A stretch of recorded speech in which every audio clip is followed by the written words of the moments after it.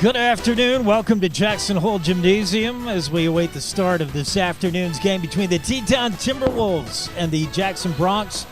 Both the ladies and boys playing back-to-back. I'm Jake Nichols for Jackson Hole Radio alongside Marie Kane. The action on KZ95 and Jackson Hole Radio brought to you by Century 21, Jackson Hole Fine Homes and Estates, Jackson Lumber, Jackson's original board store, Rocky Mountain Yeti, Legend Driven, High Country Linen, premier rental service for linens, uniforms, and entry mats. Wyoming Department of Transportation, keeping our highways safe. And the town square inns of Jackson Hole, including the Antler Inn, Elk Country Inn, Cowboy Village Resort, and 49er Inn and Suites. Marie, excited to have you along with us for the 21-22 season. What about you? Yeah, I'm excited to be here. I'm excited to see how it goes. Are you sure? You're not just saying that? I'm sure. Okay. You know, I'm thinking about, the preseason, and I'm looking at two programs to me that seem so similar. Both the girls and boys Bronx teams have had a tough time since jumping to 4A. The record would show it. It's been dismal. Nowhere to go but up. Yeah, that's for sure. But both teams, I guess last year I was excited about the prospects, but maybe I'm a glass half full guy. But both teams, have reason to be hopeful. You look at these boys and the core trio of Seb Brunner, Andrew Hannon, Gavin Keelan. They got a ton of playing time as freshmen. That's going to be valuable. Yeah. They're still only sophomores. That's something to be excited about. And the girls, some new faces to go along with steady leadership. I think they got 8 seniors on this team. And wait till you get a look at this Rachel Noyce. So reason to be excited. And then both programs under new leadership with new head coaches, Andrea Joyce for the Lady Bronx and Coach Hayden Hatfield for the boys. I don't know. You excited about, or is it going to be the same old? I'm hoping not. I'm hoping that these new head coaches are going to be able to kind of light a spark with these teams and get them on a winning season. Yeah, I think they can. I think they will. I think we'll see improvements in both programs. I think both girls and boys could finish over 500. I really do. I think so too. I think they have a real chance. I mean, the girls just after already are 500, so I think it's up from there for sure with playing on this west side of the state. Yeah, let's talk about the girls program. The girls are about ready. We're just a few minutes away watching the JV game wrap up, just minutes away from tap time, scheduled for 2 o'clock. We'll see, starting with the Lady Bronx. Let's talk about the Lady Bronx. You had a chance to sit down with both head coaches before the season, and Coach Joyce, you've actually played for her. I have. Is she the right woman for the job? I think so. She seems like it. She seems like she wants to come in here and win, which is what they need. She has an idea of slowing down the game a little bit more, which is different from what they've played in the past. But I think it'll be good to kind of make them slow down and take thoughtful shots. I do too, and I was surprised to hear that. And I think Coach Joyce, she mentioned that it's something she picked up where she's coached before in Arkansas, where they thought nothing of a game that ended 17-9, 15 or something like. But given the player personnel for the Lady Bronx, it's not a bad idea. They have bigs. You want to feed those bigs down low. That's where their strength is. They don't shoot the ball well from perimeter, and really when they get playing a speed game last year, it got sloppy. So it's a good idea to me. Right, I think so too. But can you do it in practice? I mean, just based on what I've seen from a couple of the practices, they seem to be doing a pretty good job with feeding it down low to those posts, but I think time will tell on that one. Well, one of the things to get super excited about as far as the new player personnel for the Lady Bronx is Rachel Noyce. You'll hear Coach, you sat down with Coach Joyce. She talked about Rachel and some of the other things that were the strengths of this team, and here's what she had to say. What are some strengths you see with your team already? Definite strengths are our inside game. We have a move-in, Rachel Noyce from Utah, and she's, like I was telling you guys before, is one of the best post players I've ever coached, and we're feeding her every time down the court. If she doesn't touch it, we're in trouble every time down. That echo is something that I was working on getting rid of, but maybe I haven't. Maybe I'm not done working on it yet. Coach Joyce pretty excited about Rachel Noyce, and then the senior leadership. I don't know who like jumps out at you. I think we need a big year out of Audrey Forrest. I think this is the year she needs to step up and be a leader and hit shot and just do stuff. I think she's got it too. I think she's in the right headspace. You know, I've talked to her before, and she kind of seems like she's wanting to take on that leadership perspective. And then also JC Chatham. I know that she's played point guard for as long as these girls have been together, the senior crew. And I think that creates her bringing up the ball every time and calling the plays will definitely put her in a leadership position that she does really well at. Yeah, you're right. Like, that's a calming influence when you know you have a senior who's done it before, who's bringing the ball up the floor. She's pretty good ball handler, good ball distributor, not a great shooter. Boy, I'd love it if she could hit shots. Oh, I think she would love that too. She'd be a heck of a threat, but she's really good. She sees the court well, and you're right. You need somebody who comes up court that you can trust and feel, confident about. Yeah, for sure. She stays pretty calm under pressure when she's in the situation of bringing the ball up the court, which I think they're going to need, especially with slowing this game down. They're not going to be able to just pass it to the perimeter and take that three. It's going to need a more calm approach. Yeah, and then I don't want Gracie to get lost in the shuffle. Gracie Hardiman is pretty strong down low in the paint. Carson Breeding, as a freshman last year, was everything. It's not going to be all on her shoulders this year, but it'll be exciting now. You have more pieces, more players that could really hurt you if you're an opponent for the Lady Bronx. You got to watch out about a lot of things. Yeah, for sure. I think Rachel coming in here, as well as all the other things going on with the new head coach and slowing down the game, is really going to make them a threat. Well, here's more of what Coach Joyce had to say about the kind of her game plan, her style of basketball that she wants to bring to the program. This week, and we'll see if it I'm nervous about it though. So, but I know they're going to get their shots. So I just told the girls, you can't, they're going to get some shots. We just got to limit it and then get some more rebounds. Like, we were pretty terrible in the rebounding category the last two games. So we've got to up that. And then our free throw, or our field goal percentage though, which is a really cool stat for me, is we were third in the state at 40%, and overall, which is really hard to do but we've been hammering taking good shots, so that's part's working. We just got to limit our turnovers and get some more rebounds, and I think it will be fine. Yeah, you heard Coach Joyce mention last weekend, and Marie, you mentioned it, that the Lady Bronx have already picked up a win. They're 1-1. To me, that was a real telltale sign about going out. First game of the year, it's tough. You haven't practiced hardly at all. Right. You travel, you go on the road to a hostile environment, and you get drubbed by a beast from the East in Cheyenne East. And then you come back and you rebound against Central and get a win. That's huge. That's resilient. I mean, I don't know when the last time they were 1-1 to start the season was. Who knows? But, I mean, that's definitely a good sign, and they handled themselves well, and they played really well. I watched the end of that game, and it looked like it had some good things coming. Yeah, super good sign. And another good sign, they shot well. They didn't rebound well, but they will. There's no way this team isn't going to be tops rebounding by the end of the season. They got just too many good rebounders.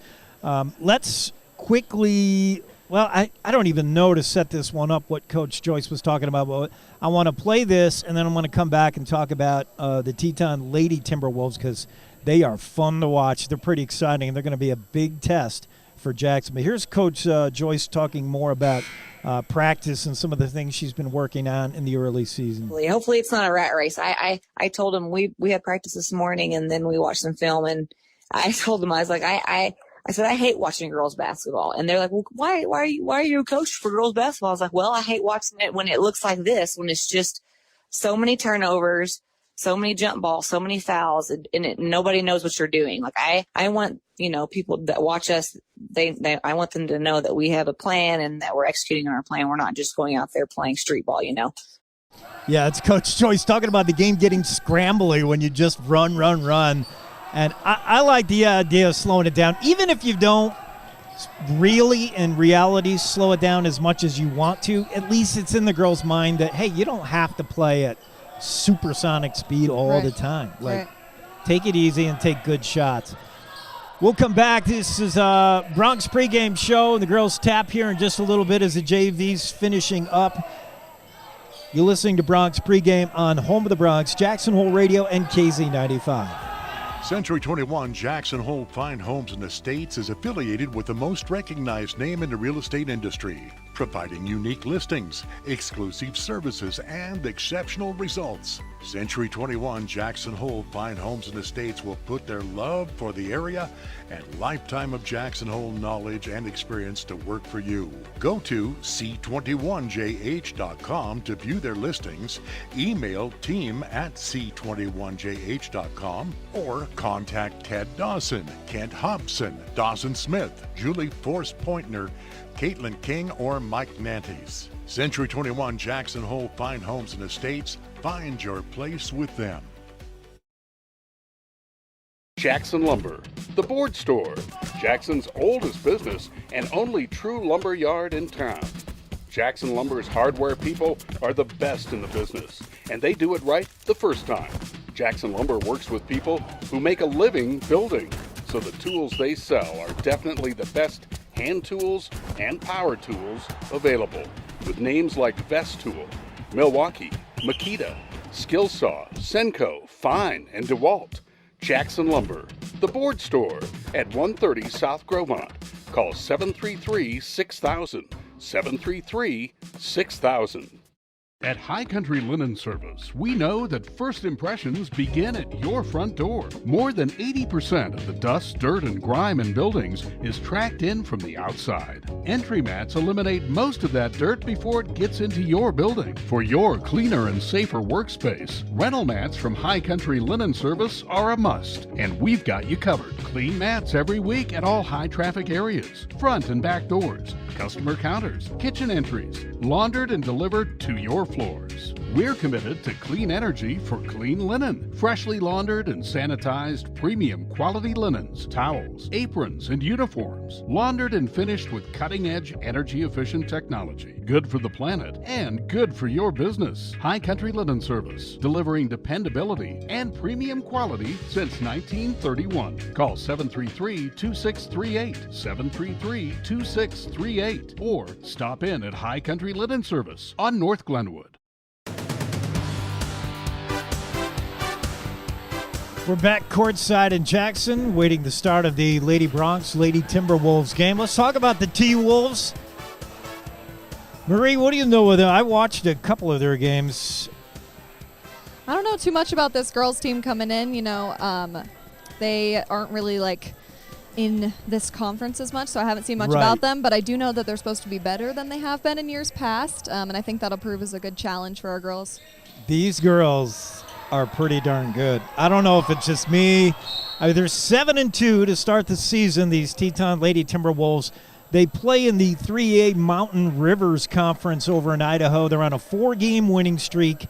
They're ranked third in all the 3A in Idaho, behind only Snake River and Sugar Salem, under head coach Sean Coons, who's now in his 10th year in the program.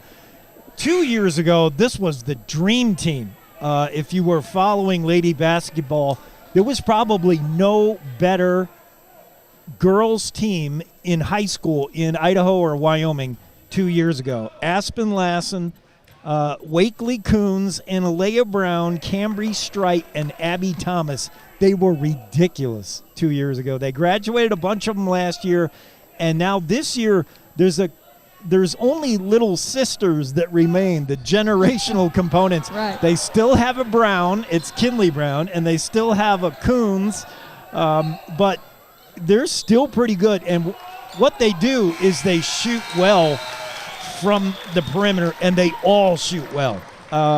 Tatum Strike can shoot a 3-ball. Kinley Brown, pretty good from distance. Reese Coon, Morgan Johnson. Wait till you see this kid. She's only a sophomore. She's the point guard. She's a fantastic dribbler. She's going to bring the ball up court 80% of the time, and they all can shoot. They're pretty dangerous. I did talk to Coach about Teton, and I think we got a little bit of what she said about this team. And originally when I said, watch out, these girls are pretty good, she said, I don't know. They didn't seem that great to me. They didn't jump out on film. Then she took a few more looks at some more games, and she did say that they might be tough to handle. Yes, no. Yes and no.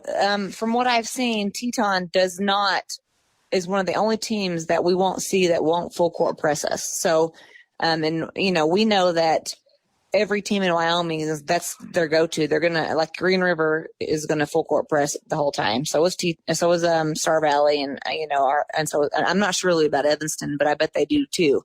So they sit back and they hustle back and get in their half court man to man. So, which we really haven't had a chance to even run through any of our offensive sets, really, just because we've been focused on so much on breaking the press and getting that done first. So it'll be a good test for our kids. We've worked on being patient and working the ball and not taking you're not taking the first shot, seeing who's open and making the extra pass. So I'm really kind of excited to see how that plays out tomorrow, if they're actually listening to me, so and if they're buying in, that's going to be a really good test. So, and I've watched 3 or 4 Teton games scouting them, and I haven't seen them full court press one time. Now they may do it. It will surprise me. And they shoot the ball really well. So we're going to, and they have everybody can shoot for them. Yeah, I forgot about that. As good as Teton shoots it, the girls don't press a lot. In fact, I've never seen them really press. Right. How tough is that when you're trying to work out your new offensive system? You're the Lady Bronx, and you want to play a half-court slow game, and you got this team pressing you right away, full-court press. That's got to be tough to deal with in Riverton when they saw that twice from the Cheyenne teams. But today they should be given a little time to get the ball up court. For sure. I think they might be prepared for the press just based on their last couple of games, but if they're not going to do it, then it seems like it might be an advantage for the Lady Bronx. Yeah, it'll give them time to at least be able to walk up to half court and get it and set up their offense. If there is a weakness in the Lady Timberwolves, it's their defense. They're pretty good, but they do just fall back, sag back to the basket and defend the paint. Which is not a bad idea against the Lady Bronx, who don't shoot well from the outside. But I think the Timberwolves can be exploited down low. They just don't have anybody big to deal with the Lady Bronx bigs. It may be, maybe a shootout kind of game, who scores more. But I'm more interested in seeing how Jackson stays in the game plan. This game is a non-conference game. The record won't count towards conference, and I think what you want to get accomplished this early in the season, if you're Coach Joyce, is just seeing if the girls can play that slower half-court game. Yeah, for sure. Especially with someone that's not going to press you, because that gives you every opportunity to slow the game down and just take your time taking the ball up court and getting it down low. Right, and kind of just work on your game. That might be pretty helpful. Just minutes away from tap time, we'll talk more about the girls' team and some of the new faces, some of the new things you'll see if you've been following Jackson Lady Bronx basketball. I was surprised to see such a senior-heavy team, 8 seniors. Yeah, we had a couple girls come back out. Katie Yarrow has not played since 8th grade, so she's back this year. She did not travel with the team to Riverton, but she's here today. And then, like I said earlier, Anna Revel's also back for the seniors. And then, obviously, we have Rachel Noyce, who moved here. Yeah, Anna Revel, who was playing tennis. You might know of her tennis stuff. But, yeah, I'm really excited to see what she might bring. Let's talk a little bit more about the new faces, the old faces, and the Jackson Lady Bronx as we get set to watch them take on the Teton Timberwolves. First game at home for both Jackson teams. And then we take the 2-week break and come right back at it. We'll be back with more of the Bronx pregame show on the home of the Bronx, KZ95 and Jackson Hole Radio. Experience Jackson Hole like a local while staying at the Antler Inn, Elk Country Inn, Cowboy Village Resort, or 49er Inn and Suites. With the best entertainment, dining, shopping, bars, and brews all in walking distance, you'll never want to leave. Call 1-800-4-TETONS or find them on the web at townsquareinns.com. Hey, watch where you're going. Whoa! Ever since Rudolph got a new phone, he's been paying more attention to it than the road. I I don't even think he realizes how dangerous it is. Come on, man. Boot up. It's not very bright to be distracted during flight. Pay attention. Keep it straight. Put your device down. It can wait. No elves were harmed in the making of this commercial. Stop the texts. Stop the wrecks. Brought to you by YDOT. At the Rocky Mountain Yeti Jackson Hole Base Camp, they have new vehicles fit for every adventure. They have new Ford, Ram, and Jeep vehicles right now, including a wide selection of upfitted trucks. Come meet the friendly team of experts that will awaken and ignite your adventurous spirit and get you back on the road in no time. Let them help you get back to adventure at the Rocky Mountain Yeti Jackson Hole Base Camp today. At High Country Linen's Paper and Cleaning Supply Outlet, we've got you covered. We have cleaning supplies for all your needs, like Bona Hardwood Floor Cleaner, brooms and mops, dusters and buffers, Swiffers and brushes, scrubbers and squeegees for every job, Murphy Oil, Orange Oil, and Pledge for your home or office, products from the Clean Environment Company, Envirox, and bathroom cleaners from the Natural House for the safe environmental solution. For dishwashers to laundry, Cascade and Jet Dry, Dawn and Joy, Tide, Arm & Hammer, Shout, Clorox, and Bounce. And get the window cleaning tools the pros use, spray bottles, extended washers, buckets, and squeegees for the cleanest windows. Browse products at highcountrylinen.com or call 739-1311, 739-1311, or drop in at High Country Linen's Paper and Cleaning Supply Outlet, 335 North Glenwood Street, open Monday through Friday, 8 a.m. to 5 p.m., and don't forget, we deliver. This is KZ95 with live coverage of the Jackson Bronx. Back courtside at Jackson for Jackson Hole Radio, Jake Nichols, Marie Kane. Marie is new to the broadcast. She's going to bring all the difference. Let's hope so. Let's hope your battery holds out on the laptop. It should. Okay. We're getting ready for the Lady Bronx, Lady Timberwolves, and these two teams, they see each other more than most non-conference teams, only because it's the Battle of the Tetons. These two teams are just right over the hill. This is the front end of a home and home. We'll be over there in Teton and Driggs on January 26th.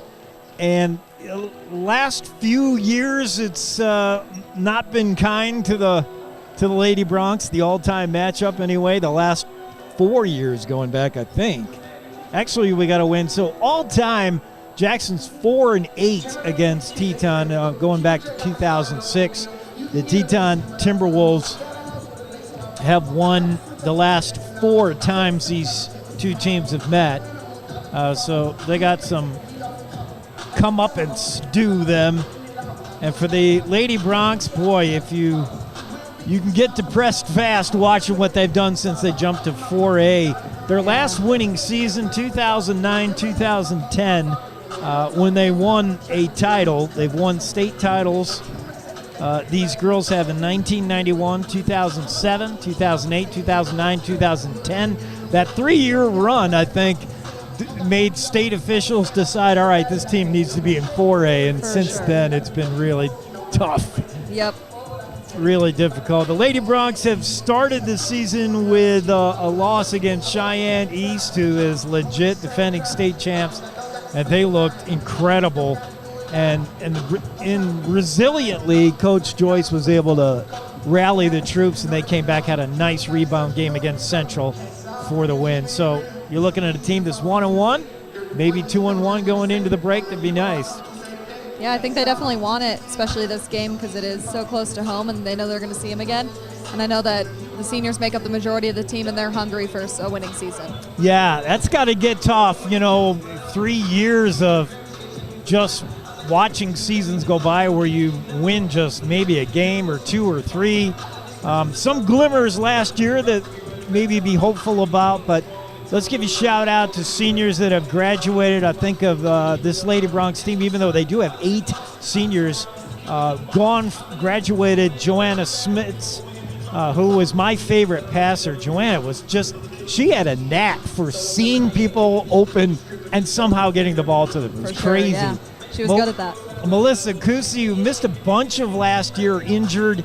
Hyla Chatham, JC's older sister, Morgan Duckett, and Emma Genzer. all graduated. Brooklyn Hills, Hannah Fries, Jade Ridgway, and Zadie Smith decided not to come out for basketball. I was excited to see what we'd see from them. But let's talk about the players we do have and let them introduce themselves as we get ready to get underway here in Jackson. Courtney Noyce, sophomore. Bailey Chamberlain, senior. Carson Breeden, sophomore. Titan Nabra, senior. Rachel Noyce, senior. Gracie Hartman, junior. Stacey Chatham, senior. Casey Carr, sophomore. Katie Yarrow, senior. Audrey Forrest, senior. Caroline Forrest, senior. Anna Rebel, senior.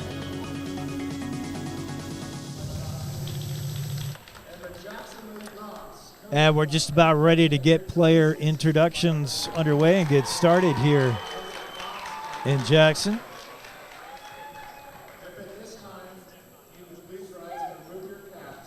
They'll play the national anthem, so we'll duck out here real quick, come right back with a tap of this one. You're listening to Jackson Bronx pregame on the home of the Bronx, Jackson Hole Radio and KZ95. At High Country Linen Service, we know that first impressions begin at your front door. More than 80% of the dust, dirt, and grime in buildings is tracked in from the outside. Entry mats eliminate most of that dirt before it gets into your building. For your cleaner and safer workspace, rental mats from High Country Linen Service are a must, and we've got you covered. Clean mats every week at all high-traffic areas, front and back doors, customer counters, kitchen entries, laundered and delivered to your floors. We're committed to clean energy for clean linen. Freshly laundered and sanitized premium quality linens, towels, aprons, and uniforms. Laundered and finished with cutting-edge energy-efficient technology. Good for the planet and good for your business. High Country Linen Service, delivering dependability and premium quality since 1931. Call 733-2638, 733-2638, or stop in at High Country Linen Service on North Glenwood.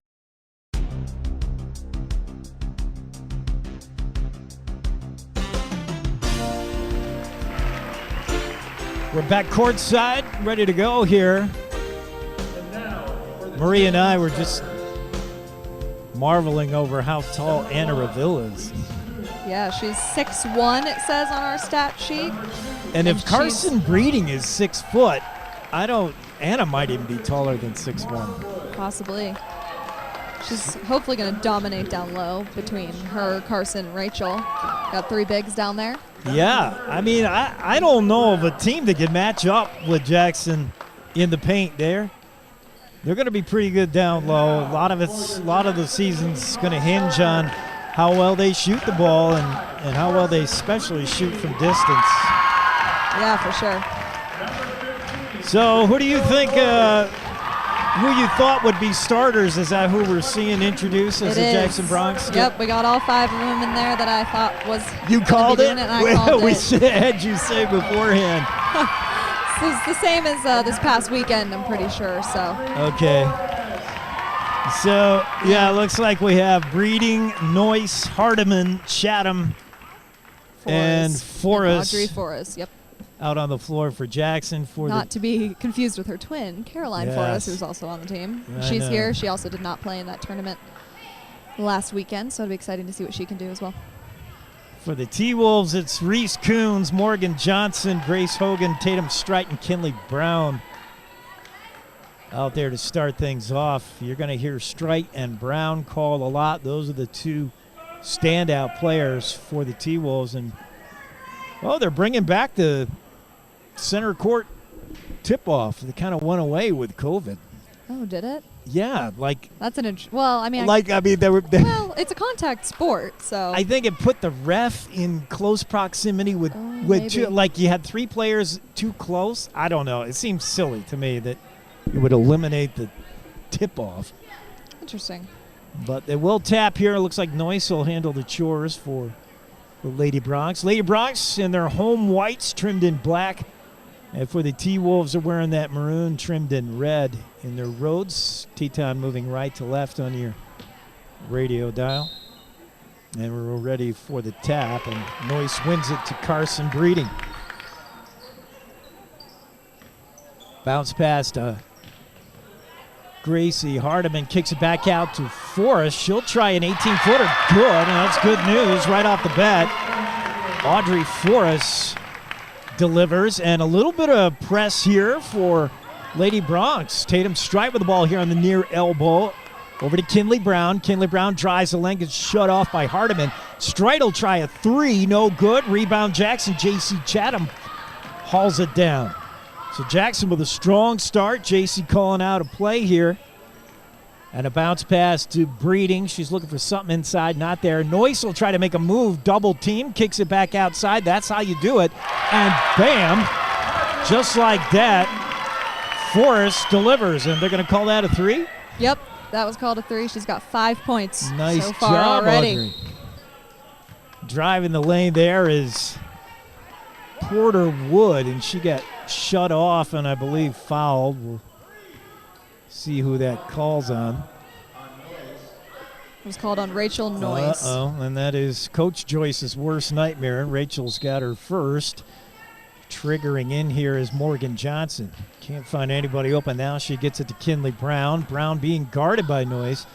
And Brown just a little 5-foot pop shot delivers. And we got a 5-2 game with 6:45 to go here, just underway. Chatham hands off to Audrey Forrest. Got the hot hand for the Lady Bronx. She delivers a nice floater in the lane and travel, though. Good idea. Bad execution as Noyce just took too many steps. When Audrey let that go, I thought, man, that's oh yeah, that did not scary look too hot. pass, but it was on the money. It's just Rachel took too many steps. Here's Kinley Brown again, trying to do it all herself. No good. Rebound by Reese Coons up and in. So it's a 5-4 game. Jackson with the lead. And here comes Carson Breeding, bringing it up court for Jackson. Hands off to J.C. Chatham. J.C. over to Audrey. Way out here, top of the key. She's just trying to wait for something to develop. It's not there, so she puts the ball on the floor, dribbles, gets a screen. Now hands off to Noyce, and she shuffled her feet. Going to get called for the turnover. Yeah. So for the 2 turnovers, they got both of them are travels. So it seems like that was an two issue last trips year. Down. Yeah. And I think it is. Should be getting better, but so far not looking like and that. if you're going to play slower and get less touches, you got to make every trip down court productive, and you just can't afford unforced errors like that. Kinley Brown, far side elbow, Chatham on her. Top of the key three is way off the mark. Rebound Carson Breeding. That was Morgan Johnson who heaved that three that didn't go. Here's Carson. Thought about it all by herself. Bounce pass to Forrest. She eyes one. No good. J.C. Chatham with the putback. That won't go. And another rebound is Carson Breeding, and she gets hacked on the way there. She'll go to the line. Good job rebounding. Coach Joyce talked about that. Like, they didn't rebound well against Cheyenne, but Cheyenne's really good. This is usually a good rebounding team. Audrey from the line converts the first. She's got all the Jackson points so far. It's 6-4 Jackson with the lead. Audrey on the season is 60% free throw shooter. And she nails them both, so that'll move the needle a little bit. And here comes Teton. A little bit of full court pressure here, and the ball tipped away by Audrey out of bounds. It'll stay with the T-Wolves, but interesting to see Coach Joyce dial up a little heat here early. Tatum Strite triggers into Johnson. Morgan puts a move on Breeding. Bounce pass back to Strite. She took her eyes off it, and it's out of bounds. Yeah, I think that these girls are going to be pretty good at rebounding for today, considering they have quite a bit of height over the Timberwolves. They really do. I don't see anybody on Teton who matches up with good size. Grace Zog will come off the bench. Cece Martinez will come off the bench. They're both have pretty good length, but we don't see them right now. Ball out of bounds, and it'll stay with Jackson. Breeding will trigger in from underneath her own basket, and she's running out of time here. Finally delivers to Noyce, and it's over her head, out of bounds. So another unforced error for Jackson. Lady Bronx lead at 7-4, 5:14 to go here in the early going. Timberwolves bringing the ball up court. It's Kinley Brown. Puts a shake and bake on Breeding and hands off to Morgan Johnson. Now to Porter Wood. And Wood's going to get called for steps. Both teams working out some early game jitters, it looks like. J.C. Chatham is met at the timeline by Morgan Johnson. She gets the ball to Audrey Forrest. Far side, Audrey way too far out to shoot, but now she tries that float pass to Noyce. Noyce at the nail, back to Forrest. Audrey being guarded closely there by, and she's going to get fouled by Porter Wood. And the push-off foul will send Audrey to the line again, and she's already 2 for 2 there. She still has all of Jackson's points, I think. Yeah, just about. Well, Carson has 2 free throws, but past that, Audrey's got the 5 others. And she's short with that off the front rim. 7-4, 4:42 to go. Jackson leading the Lady T-Wolves. Second one from Audrey. That won't go either, but Noyce with a rebound is able to get the ball to Hardiman. She can't convert, and here we come the other way. Morgan Johnson on the fast break, and she is hammered by Audrey Forrest, who denies, and now the other way. Noyce with a layup and in. And the game getting speedy here, but it works for Jackson. Yep, there's Rachel's first 2 points of the game. I expect to see some more out of her. 9-4 now, Jackson lead. Here's Tatum strike. She loves this spot at the elbow. Bam, she splashes the net for 3, and it's 9-7 now. Carson Breeding brings it up. She's met right away by Porter Wood. Her pass to Noyce, and that's off Noyce's hands. I thought maybe Kinley got a hand in there, but no. So it's Teton's ball. 4 minutes to go, and they trail by a basket. Here's Morgan Johnson, the sophomore point guard. She gets bumped by Breeding, but recovers the ball. Top of the key now to Porter Wood. Drives the lane, but she forgot to put the ball on the floor. She's called for travel. That's our 5th travel of the game so far. Yeah. First period. Seems to be the referee's favorite call in the early going. Seems like it. Breeding triggers into J.C. Chatham, who shouts out a half-court play. Jackson up 9-7, and J.C. got called for a travel. She was passing and then kind of didn't want to pass, and then the indecision caused her to move her feet. Yep. And Teton now with a ball timeout as Breeding gets her laces tied up, and we're ready. Johnson into Kinley Brown. She's the dangerous Timberwolf. Really good dribbler. So is Johnson. They have a nice backcourt. They have everything Jackson lacks. They can shoot it from the outside, good ball handlers, but the inside game, that's all Jackson. Kinley Brown puts a move on Chatham, up and over Noyce, but it won't go. Scramble for the rebound, and Gracie Hardiman manages to steal that away from Morgan Johnson and cause the tie-up. Possession arrow favoring Teton, but that'll flip the arrow for next time. And Morgan will inbounds from underneath her own basket. Johnson to, ball stolen by JC, and they're going to call a foul there on Tatum's strike. That's her first, team third, sorry. And JC brings the ball up. She's met by Morgan Johnson. Teton in the man-to-man. Loose ball for a moment. Now a pass into Hardiman. Gracie looking for Noyce, cutting in under the basket with a pass off the mark, out of bounds. Teton's ball. Oh, and no. You hear some of the Teton fans saying they were surprised by that call. That looked like it just went clean out of bounds on a bad pass, but they're going to say it touched. Yeah, that's what I thought happened. Somehow it touched the T-Wolf. Nice pass inbound. There's another travel. That's will be Rachel's second travel, second turnover as well. Team has 5 turnovers. Something to work out in practice is dribbling when you're running. Yep. Kinley Brown brings the ball up for Teton. They trail 9-7, 2:55 to go. Johnson heaves a 3 in and out. Crashing in for the rebound is Kinley Brown, and she bulldozes Audrey Forrest.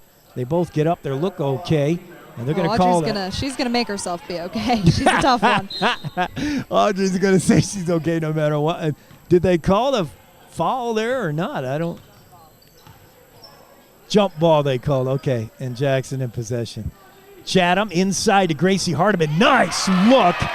And if Jackson can do that, they're going to make hay. That's good to see Gracie get involved in the scoring. That's a nice little bounce pass inside. Gracie was well defended, but made that work.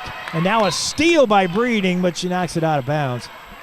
But that's a good sign to get that inside game going to somebody other than Breeding or Noyce, and it's good to see Hardiman involved early. Nice dish by Kinley, and a baseline three is good from Grace Zog, who is checked into the game. It's 11-10 now. Jackson lead with 2:10 to go in the first. Chatham across the timeline, picked up by Johnson. Nice pick set by Hardiman, but all that does is get a double team on JC. And now a whistle. Coach Joyce didn't like. I think she thought maybe she'd had a player trapped there. And yeah, it looked like maybe she thought they were moving a little too fast for her liking as well. I kind of saw it going that way. We're going to stay here as I can't trust which commercials I have are 30 seconds and which ones are 60. 2:03 to go in the first. Jackson up 11-10 here at home. They've looked pretty good. Both teams got to cut down on this travel situation. Seems to be the call du jour in the early going, but once these nerves settle down, I like the way Jackson looks early. Noyce, who we expected to be a factor, has been kind of quiet. It's been Audrey, but it just shows you that Jackson could get you a lot of different ways. I haven't seen any scoring from Breeding from the floor. Carson works the ball to Audrey for us, far side. She's picked up by... There's Audrey's second turnover of the game. Yeah, here comes Kinley Brown the other way. Slashes right down the lane and right to the basket. Kinley will do that. She will take it right to the rack if you let her, and you've got to shut that off. And Coach Joyce thought by playing zone, she said Teton hasn't seen a lot of zone on defense. She thought she could eliminate that Kinley Brown trip to the hole, but not that time, as Kinley has given Teton their first lead, 12-11. Foul here on Teton is their team fourth. And Breeding will inbounds here. Works the ball to Rachel Noyce. Jackson playing from behind for the first time this afternoon. Breeding to Audrey Forrest on the far side elbow. Picked up there by Grace Zog. Shot goes off the glass and no good.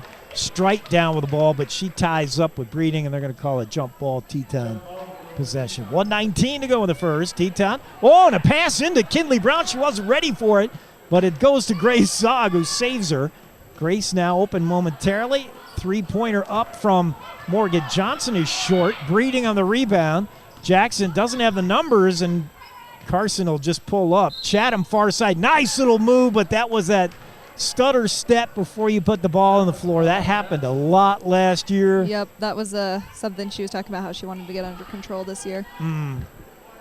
That'll be her second turnover and her second travel. It's a nice little move where she gets her player to commit and get in the air. Now we got Caroline Forres and Casey Carr in the game. Excellent. Carr and Caroline Forres check in. Chatham and Audrey take a blow. Here's Kinley Brown putting on a dribbling clinic and a nice turnaround jump in the lane. She is a handful. 50 seconds to go, and Teton now up 14-11. And again, Teton just falling back on defense. No pressure at all. Jackson sets up the half-court offense here. Carr inside to Hardiman. She's trying to direct traffic while also dealing with the defense, and she lost the handle now to Reese Coons. Reese far side dribble, guarded by Hardiman. Now top of the key to Kinley. She's going to reset, slow things down. Works it over to Morgan Johnson. Johnson inside to Kinley on a nice give and go, and she bumped hard inside and lost the ball. That was Casey Carr playing defense in there, and those two collided. No call. And Jackson now with the ball playing for a last shot. 10 seconds.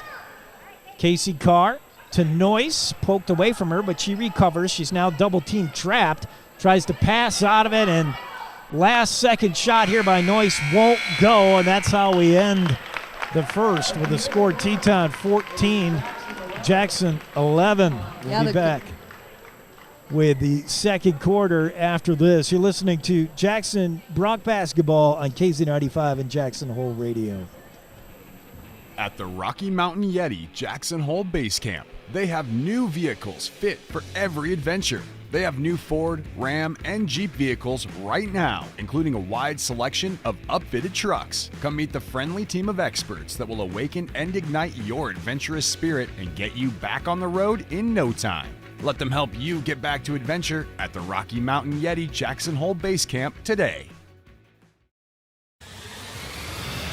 Here's your voice of the Jackson Bronx, Jake Nichols on KZ95. Jake Nichols, Marie Kane alongside, providing color. And after one, it's Teton 14, Jackson 11. Jackson had come out with the early lead, led really all the way, and then things started to unravel. What happened, Marie? I think it's just going to be turnovers at this point. They're making some good shots. Audrey has 5 of the 11 scored, but those turnovers are what's killing them. Looks like Anna Revel's in the game now as well. All right. Yeah, Audrey Forrest had the hot hand early, and then just the travels just started negating every trip down the court. And Jackson has not seemed to be able to recover from that. But here's Carson Breeding running the show from the top of the key. She's doubled momentarily, gets the ball back. And Scrambly there lost it inside, but Revel saved her. Out to Rachel Noyce. Noyce drives now, kicks it back out to Carr, back inside to Noyce.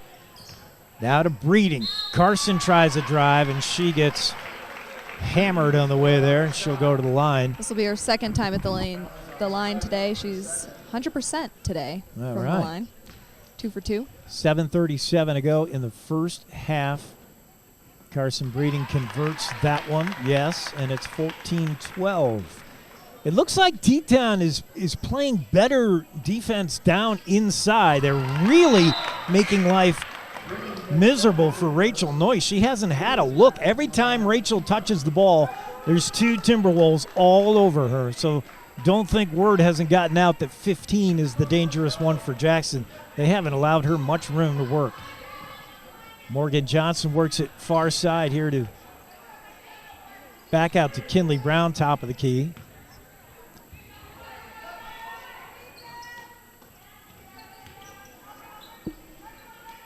Kinley with Carson Breeding guarding her. Spin move in the lane. She's such a good dribbler. Kicks it out. 3-pointer maybe. That won't go, though, for Porter Wood. Rebound Noyce. Works it over to Carson Breeding, who brings it up. Carson doing a lot of the point guard chores while Chatham sits. And here's Casey Carr. Pass to Breeding. Tries to get it inside to Noyce, but that was sniffed out by Wood, who got a hand on it. Shot no good. Rebound Noyce. And she can't get that to fall, but she will go to the line to shoot. That was Rachel's second offensive rebound of the game. She's looking pretty good. All right, she's on the boards, but yet to get on the score sheet. She's got 2. Okay. But we expect to see more from her by this point in the game. Rachel, first one off the back of the iron, no good. Jackson trails 14-13, just underway here in the second. And Rachel eyes it, fires it, can't get that to go either. Rebound is Kinley Brown racing the other way. Dishes out to Morgan Johnson, who just can't get that 3 to go. Morgan's 0 for 3 from beyond the arc. She's trying to find her shot, but just can't get it yet. Ball's out of bounds to Teton. Johnson will trigger in from underneath the basket. Looking for somebody to get open here. And finally, she's going to get a 5-second. That was a quick 5 seconds. Yeah. But Morgan could not find anybody open. Good defense there. Seemed like that 2-3 zone was working well against whatever play they were running to try to get the ball in. Good point. And Jackson with the ball now and a chance to retake the lead. Casey Carr runs into trouble, gets the ball stripped from her. And Grace Zog, a whistle, and I think she traveled. Yeah. Good steal by Zog, but then got a little too excited. Yeah. And here comes Jackson again. Let's try this again. It's Caroline Forrest dribbling out here way high over to Casey Carr. Carr, nice pass to Anna Reville.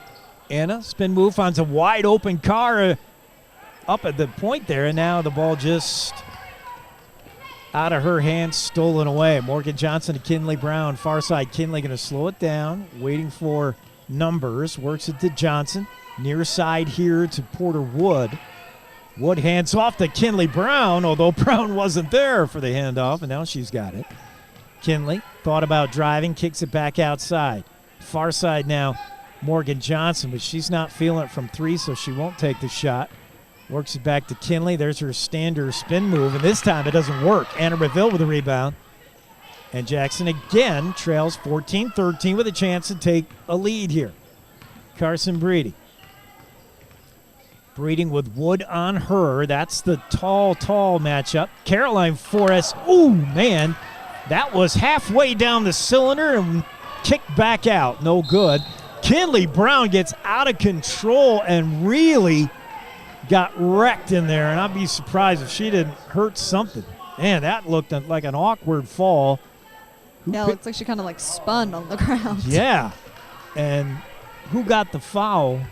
Looked like it was on Caroline, I believe. Caroline Forrest, her first, team second. And Johnson again having trouble finding anybody open. Finds Wood, but her shot rejected. Rachel Noyce tears the ball away from her, and Jackson again makes another trip down court to try to retake the lead. Pass intended for Anna Reville, never got there, and that's picked off. Kinley Brown again works it to Wood. Wood finds a lot of trouble in there. She had three players all over, and she has a shot blocked. And Jackson ball again. Haven't had a basket in a while here. 4:47 to go in the half. Here's Rachel Noyce going to take it right to the hole, up and in. And Rachel looks so determined there. She's like, oh yeah, she's getting mad. She wants some points. She looked mad, like, I can't believe nobody scored in 2 minutes. I'm just going right to the bucket. Kinley Brown now for Teton. Pass inside, intended for Coons, and now she gets it back. Coons with a left-handed layer, no good. Rebound Teton. Coons hands it off to Morgan Johnson. Out to Kinley. She'll heave a three. In and out, no good. Anna Reville with the rebound, but it's poked away by Coons. Coons will put it up. That misses. And now Carson Breeding, as Teton showing a little pressure here. Jackson girls coming down with a rebound, but they better secure that ball because Teton is taking some swipes at it before they back off. Whistle here, and yeah, they're calling her for an over and back. Oh, interesting call. I didn't see her go back over. I didn't quite see that either, but the turnover will give Teton the ball, and wholesale changes for both teams here. 15-14 Jackson lead. Morgan Johnson. Audrey's back in the game, as well as Gracie Hardiman. Kinley Brown's gone the whole way. She looking for an outlet, finds the ball to Morgan Johnson. Johnson near side here, and there's a 15-footer. Good. Nice shot there from Grace Zog, who converts to give Teton the lead again. They're up 16-15. Breeding brings it up. Will be picked up by Tatum Strite here and works it over to Anna Reville. Reville bounce pass inside to Noyce. Three girls on her, and she still tries the shot. Can't get it to go. Hardiman's rebound. That won't go either, and Noyce with the putback. Rachel puts Jackson back up, and three looks at the bucket there for Jackson. That's offensive boards right there. Kinley Brown drives the lane, kicks it underneath. Shot no good by Coons, but she's bumped, and she'll go to the line to shoot two. That last bucket by Rachel puts her at 6 on the game, which just had her pass Audrey Forres. Those two of them are kind of carrying the points at the moment. I'm glad you're keeping score. I lost track. First one there is short by Reese Coons. Reese, the sophomore, the 5'8" sophomore, and younger sister of another Coons and daughter of the coach as well. And she misses that one. 17-16. Jackson lead with 3:04 to play in the half, and they have the ball. Carson Breeding met right away by Morgan Johnson. Breeding gets it to, ran out of real estate. She was just in too deep under the basket. Teton ball, a chance to retake the lead. It's been a back-and-forth game here in the second quarter. Kinley Brown brings it up. She's met there by Carson Breeding. Brown still drives the lane, lost the handle. And the steal, it's Casey Carr. Gets it safely to Audrey Forrest, to Breeding. Carson, near side here to Audrey Forrest. She had the hot hand early, inside to Gracie Hardiman. Hardiman takes a bunch of steps, and one of those steps puts her out of bounds. Turnover to Teton. 2:22 to go in the second. Been a lot of turnovers. Coaches always talk about limiting the turnovers, yet there they are. Travels and... Yep, Jackson's got 9 Ugh. at the moment. Yeah, it's not good. It's definitely something they'll be needing to work on. They got to clean that up. Kinley Brown to Tatum Strite. Tatum, she's been quiet for her. Morgan Johnson back over to Brown. She'll try a 3 off the front of the rim, no good. Rebound Teton. Putback is no good either by Porter Wood, and now a whistle as Noyce comes down with a rebound. And they're going to call a reach in on Teton. That's on Grace Zog. The 7th team foul, and it'll send Noyce to the line. Jackson a chance to extend that lead. Lady Bronx up 17-16. Rachel's currently 0 for 2 from the line. How is that switch possible? That up. She's an 88. She's an 88%. I just looked at that. Yeah. Like, no, and she misses that as 0-3. well. But the good news is Audrey has the rebound for us. She gets double team here and tries a desperate shot. Hardman fighting for the rebound. Chatham has it. Her shot partially blocked. Hardiman's rebound put back is also blocked, but Strite's going to get whistled here as she got a piece of Gracie. That'll send Hardiman to the line. Gracie not the greatest of free throw shooters, but we'll see if she can convert here. Jackson still with that 1-point lead, 17-16. Hardiman's first one no good. Checking back in is Reese Coons. She'll replace Tatum Strite, who's been very quiet for Teton.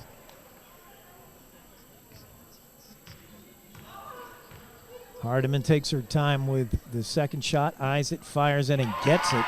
18-16 now. Jackson with a 1-bucket lead with 1:50 to go in the second quarter. Morgan Johnson's pass. I thought that was going to be over everybody, but Zog was there. Kinley back out to Johnson, and she misses another 3 from the top of the key. Absolute scramble for the rebound. You know who's on the bottom of that pile. It's going to be Hardiman every time. Oh, yeah.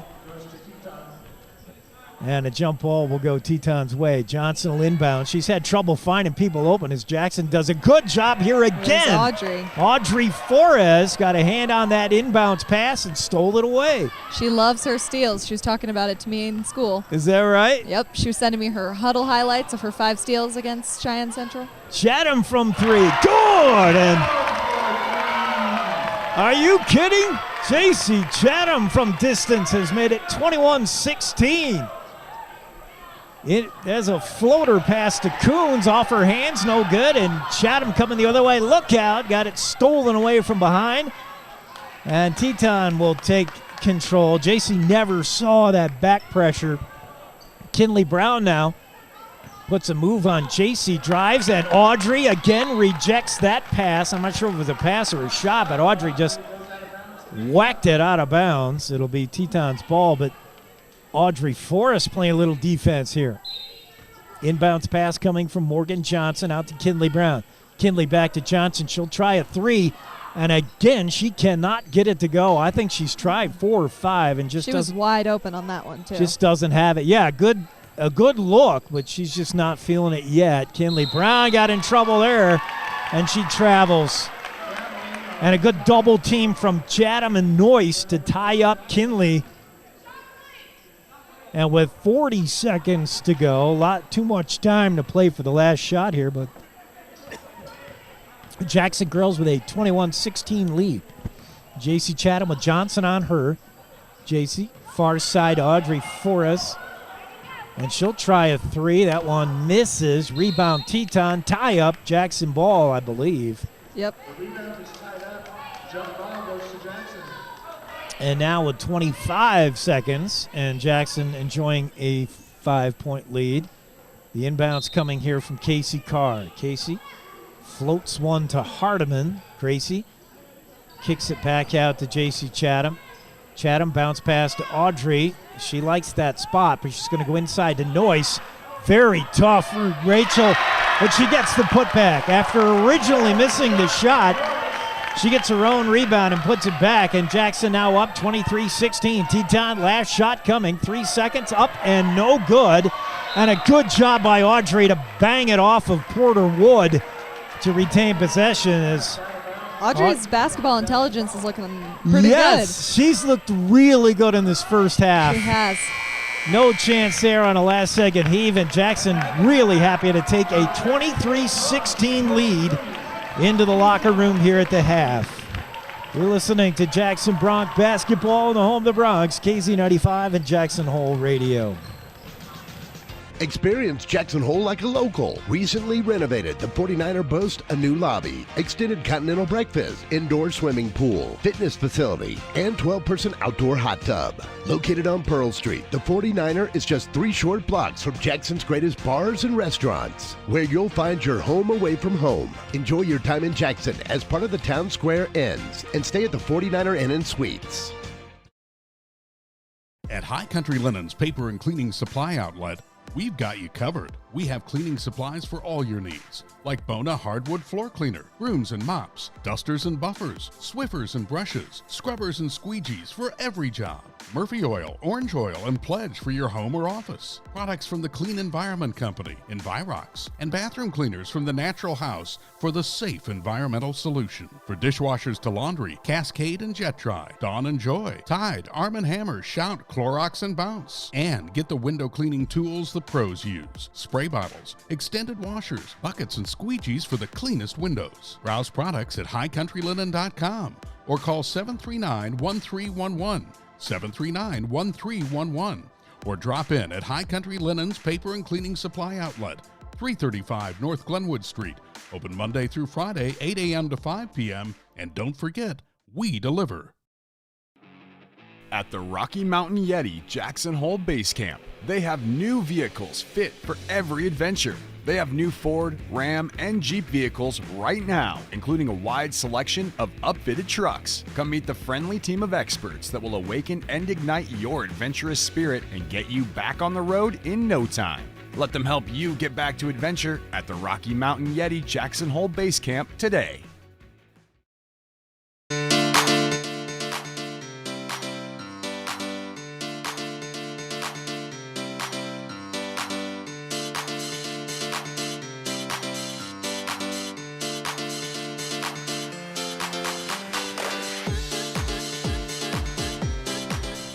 We're back courtside here at Jackson Hole High School Gymnasium, and the first home game for both the girls and boys after starting this season in Riverton and against a tournament against some pretty tough teams. Nice to get back home, and I don't see the black hole in effect, Marie. Yeah, What's I don't going know. on with that? I'm not sure. Where's the pep squad? You know, I think it's pretty early in the day for some of these high schoolers. You might see them at the hockey game tonight. Oh, my goodness. I mean, I see a bunch of Teton kids. Their student section's looking bigger than ours is. Right. It's too early on a Saturday for high schoolers to show up and root on the all right. Well, you know they're going to be here if it's a school day and they get out early and to come and cheer. Oh, yeah. They'll be here for the 7 o'clock Tuesday boys home games. I hear it. Well, that makes sense. So in the early going, I don't know, first surprise, what are you most surprised about so far as the Lady Bronx enjoy a 23-16 lead over Teton?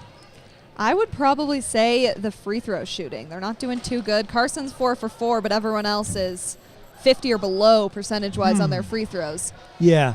We haven't been to the line too often, so it could get better, but yeah. Small sample size, hard to say, but you're right. Like, compared to how well they shot from the line in the second game of that tournament against Cheyenne Central, that's what won them the game.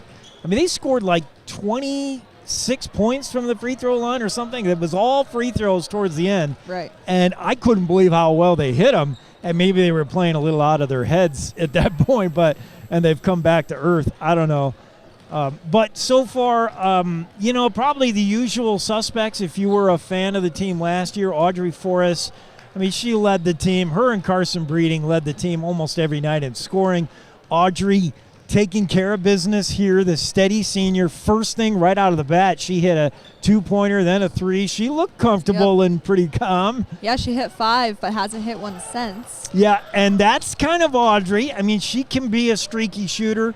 It also is a little bit of Teton, then recognizing Audrey. It looked like the Timberwolves definitely know that Rachel Noyce is a weapon, and they, down low, they've been all over her, and yet she's early on that just wasn't there, but then she kept at it, and she's made some baskets that were very contested, like people in her face. Yeah, it's seeming like the Teton Timberwolves are really knowing what they're getting with her and trying to stop that. That must have been the plan coming in. Yeah. I can see him in practice. All right, guys, number 15. That's the one you got to double team if she gets the ball. Don't let her get the ball down low. Yeah, it's true. And we've seen, Teton is not real big. They don't have a ton of length, but they can go big at times. And you'll see Cece Martinez usually.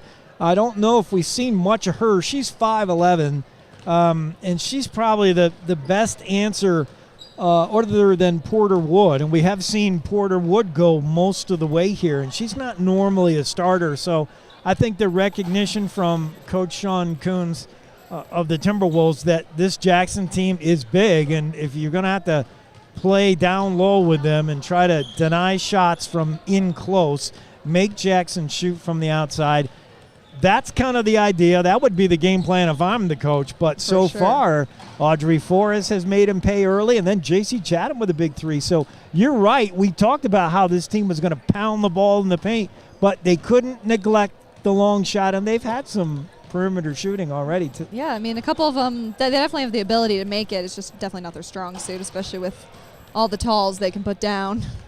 But they're going to have to. You can't be one-dimensional. But so far, so good for Jackson. They came out early on their home court with the lead. They weathered a little bit of pushback from Teton, who the Lady Timberwolves briefly took the lead themselves. And then this resilient team. One thing you can say about Jackson for a team that was, what were they last year? Do I have to look it up? 3-16, I believe. I think I might have erased all mention of what they were last year. Yeah, they were. I would say it was 3-16 sounds right. 3-16 or 2-16. Because I think they won 3. And I think the boys were 1-18 or something. Yeah, 1-18, 2-18. Yeah, but one thing about a 3-16 team that I saw last year is these girls never quit in a game. They never quit on you during a game. And they never quit during the season where they might get just wiped off the court one night and they just put it behind them and came back with a fresh mindset. They just pretty resilient group of girls. And that's for sure. They showed it over the weekend in Riverton, and they showed it in this game where they could have got a little worried that Teton came back, but they didn't. They just pushed back themselves, and now with a 5-point lead at the half, 23-16. What about the pace of the game? Do you think it's been fast? Do you think Coach Joyce has been successful in kind of slowing it down? I think overall it's been pretty slow. The people bringing the ball up are definitely taking their time. And I think it's been slower than what we would have seen in past years or even that we see from the guys. So I think it's definitely been a little slower. I think they could slow it down more if they wanted to because there's not a shot clock. There's no time that they need to worry about. Yeah. But I also think that their turnovers are just really making that hard because you can't bring it down slow and then turn it over. Yeah. Because then nothing will come out of either of it. And sometimes turnovers are excusable. You're trying to make that impossible pass or, somebody defensively gets a hand on something. But the travels, that's just not, it's unnecessary stuff. It's early in the season. I imagine they'll get that cleaned up. Yep, early in the season, early game, first half. Yeah. But travels definitely led for the turnovers of what they were. Yeah. And there'll be, some refs call that really close, so you'll take shuffle steps, and they're really tight about it. Yep. What do you got for stats so far with our Lady Bronx? What are we doing? Well, we got scoring? Rachel leading with 8 points. Is that right? I wouldn't have thought. Yep. Yeah, she's over 3 from the line. Yeah. But she's got 8 other buckets. Okay. And then behind her is Audrey with those 5 early on. She's also 0 from 2 from the line. Yep. Most of our girls got 2 turnovers, and then Casey and JC have 3. Carson only has 1. Carson's 4 for 4 from the line. That makes her the third highest scorer behind Audrey. Okay. And Rachel. And then Gracie and JC both have 3. Okay. And Breeding strikes me as the most improved player from the free throw line. She, the only weakness in her game last year appeared to be, she was a freshman, so she lacked a little bit of confidence. She's way confident now, and she wasn't great from the free throw line, and she's much, much better now. Yeah, she's the best one today we've seen that's gone to the line. Just about ready to get this second half started. 23-16, these Lady Bronx lead it. Coach Noyce, what do What is she saying at the half to the girls? You've been under Coach Joyce, and you've heard her say so. What did she tell the girls at the half? I think she probably is reiterating the slow game, just making sure to stick that in their brain. That seems like something she's really focusing on this year. Along with that, I hope she's mentioning something about the turnovers. Can't imagine that wouldn't have come up. And then along with that, probably making sure that the ball gets to Rachel, because she did have, for her, a slower first half. And as she said, if the ball doesn't go into her hands, they did something wrong. So I think they're going to be working on that coming into the second half. Yeah, more Noyce for Joyce, I think is what she's thinking. Morgan Johnson will inbounds here for Teton, and we're underway here in the second half. Jackson lead it 23-16. The ball on this near side to Strite. She's up to Porter Wood. Wood drives, now kicks it back out to Coons. Spin move in the lane, and she gets the ball knocked away briefly, and it's recovered by Tatum Strite. Pass to Kinley Brown. Brown to Strite. She'll try a three, and that's off the mark. Chatham lets the ball go out of bounds. Kinley tried to save it over her back. Did a good job not to foul JC, but no chance to save it there. Jackson ball now with a 5-point lead and a chance to add to it. I can't do math. A 7-point lead. JC Chatham brings the ball up court. Bounce pass to Audrey Forrest on the far side with Kinley Brown guarding her. Top of the key to Breeding.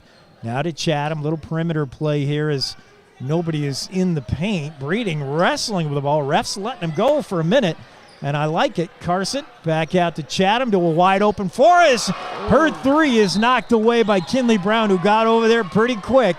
Kinley's a real good athlete, and Audrey was open for a moment. She had to look, and she wanted it. She did do the right thing, but Kinley got there in a hurry. Inbounds pass for Jackson off the hands of Forrest and stolen away by Kinley Brown. Kinley pulls up now, finds a wide open Strite. She'll try a three. That's short, and the rebound Noyce. That'll be her third defensive rebound, 7th overall rebound. She's been Noyce. hard on the boards, as you pointed out. Audrey Forrest driving in the lane had no chance of that, but it looked like she was just trying to draw a foul, and she did. She's 0 for 2 from the line right now. That's on Kinley Brown, her first, team first. And Audrey to the line. She's a 60% shooter, but 0 for 2 from this game. Usually pretty money from the line, and she's off the mark there, off the front of the rim. And this is the kind of thing that can creep into Audrey Forrest's head and ruin her game, and hopefully she gets hot again. Well, there you go. She's got that one. She's got one of them. 24-16, Jackson lead. Kinley Brown triggers into Johnson, now gets the ball back. Kinley double team, but beats the pressure with a pass. Wide open underneath the bucket is Strite, and she got lost somewhere back cutting in behind Hardeman. Gracie never saw her. And it's 24-18 now. J.C. Chatham, she gets the ball stolen away by Morgan Johnson. Morgan with the layup and no good. Brown with a rebound. That's in. And just like that, it's 24-20. And here's where you need to get the game slowed to your pace again and not worry about the turnovers. Audrey Forrest with Kinley Brown all over her. Audrey drives and just couldn't get a shot off. Rebound Teton, and falling awkwardly is Reese Coons, and I think she was helped to the ground by Hardeman. Yeah, it is on Gracie. Yeah, the offense, they look like they need to kind of get back into the zone. These last couple drives down the floor have been a little sloppier than how they were playing. Teton's ratcheted up the intensity on defense. They're not pressing, but they really are playing just more intensely on defense. Breeding here with a rebound after a missed shot by Coons. And Jackson will take another trip down the court here. They have yet to score from the field here in the second half. 1 point from the free throw line. Pass inside to Hardeman. That's off the mark. And Audrey is kind of bummed at herself for a pass that just a little strong for Gracie. Hopefully all of this isn't getting too much into Audrey's head. Yeah. We'll keep an eye on her. Kinley Brown hands off to Morgan Johnson. Top of the key, Morgan. Very patient here to Porter Wood. Wood hands off to Johnson. Now to Kinley Brown. Kinley move it around, trying to get something to develop, and that pass intercepted by Audrey. Yeah, she saw that all the way. Kinley looking for Tatum Strite, but Audrey knew it Rachel Noyce, her shot won't go. Rebound Breeding, left hand, no good. Chatham will try, and 3 looks at the bucket don't go. The good news is nice rebounding. Bad news, nobody can get a shot to fall. Kinley Brown kicks it back out to Coons. Nice move in the paint. She works it to Morgan Johnson, and look out, Morgan, who was ice cold in the first half, just hit her first 3, and it's 24-23 now. Jackson with a 1-point lead as Breeding works the ball far side to Audrey Forrest. Forrest into Hardiman. Bounce pass inside to Noyce, and she gets it to go. And Rachel Noyce starting to play with some attitude. She was blanketed. That foul could have been on either of 2 players. Who did they whistle? They're not putting up the scoreboard operator's not putting up who gets the foul as Noyce her first does made. convert. 27-23. Yeah, the 88% free throw shooter was 0 for 4 until then, right? And then she finally hits one. Yep, she's 1 for 5, and she's got 11 points. First player of the Lady Bronx to get into double digits. Morgan Johnson pass to Kinley Brown. Fadeaway jumper doesn't go. Wood had the ball momentarily, but Hardiman said, I'll take that. That was Gracie's first defensive rebound of the game. All right, Gracie. 3rd total. Chatham, little spin move here on Morgan Johnson. Now kicks it to Breeding. Breeding with Kinley on her. Bounce pass inside to Hardiman. Nice spin move to get free, but can't get a shot off. And now the ball rolling. Teton saves it. And a pass to Strite. Tatum Strite in the far corner. Heaves it all the way near side to Kinley. Eyes a long 3, but she thinks, that might be too far for me even. And now hands off to Morgan Johnson. Back out to Kinley Brown. Again, she thought about taking it, but won't. Inside pass to Coons is a beauty, but she can't get it to go. Wood with the rebound and a whistle. And a reach in on Carson Breeding, I believe, is going to draw that one. Jackson's 2nd foul. And now checking in for Teton is going to be Grace Zog. And our first look at Kaya Richardson as Morgan Johnson gets a rest. And it looks like Casey Carr coming in for Jackson. She'll replace J.C. Chatham. Inbounds pass coming. Kinley Brown, who's gone the whole way for the Timberwolves. Strike from the baseline 3. Good. And it's 27-26 now. Teton pulls within 1. Breeding looks over at Coach Noyce, trying to see if there's some kind of half-court play on, and now floats a pass to Casey Carr. Carr was open momentarily, but it's going to be Audrey Forrest who tries the shot. No good. Sorry, Caroline Forrest. It looks that's one you can mess up. Definitely. It won't be the first time. Anna Ravel getting ready to check in. Kinley with a nice move to the bucket. And the Timberwolves now back in the lead. 28-27, 3 minutes to go in the 3rd. Carson Breeding gets a pick from Hardiman. Can't use it. Now to Noyce. Noyce with Kinley on her. So Teton has identified Jackson's most dangerous player in Brown. Although it looks like they're in a zone. And now a tie-up between Breeding and Zog. And Jackson will retain possession. Reville now checks in for Gracie Hardiman. And Breeding with the inbounds pass, looking for somebody. It's going to be Reville. That's off the head of Reese Coons. And Anna with Reese momentarily on the floor, and the ball goes to Teton. Kinley Brown, far side corner. Grace Zog, she'll try a 3 from the corner. No good. Rebound is Caroline Forrest, and a whistle. And a foul on the Timberwolves. Push off. And it is on Kaya Richardson, the junior, who has just come in. Her first, team 3rd. Jackson trail by a point here in what has been a back-and-forth game. Carson Breeding inside, intended for Reville, with a stolen away by Reese Coons coming the other way. Reese pulls up now, and she'll try a 3 from distance. No good. Rebound, Anna Reville. Hands off to Noyce. Coming the other way, Jackson. Rachel pulls up, kicks it back out to Breeding. Breeding near side to Carr. Carr back to Noyce. Noyce with Brown again on her. Has not had a lot of room. Noyce's points have all been earned, that's for sure. Yep.